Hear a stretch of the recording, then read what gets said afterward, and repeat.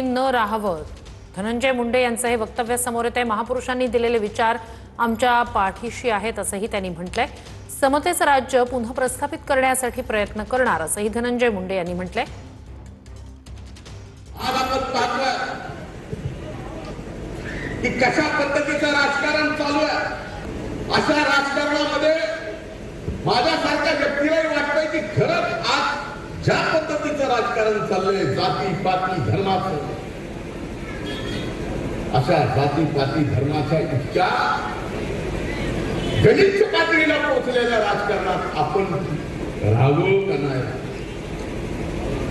पण नंतर लक्षात येतं, हा विचार जरी मनात आला राहावं का न राहावं, पुन्हा वाटतं की उपेक्षितला उपेक्षित माणूस, लहानातले लहानी जात, त्या सगळ्या गोष्टी आपल्याला पुन्हा समता एकत्र प्रस्थापित करायची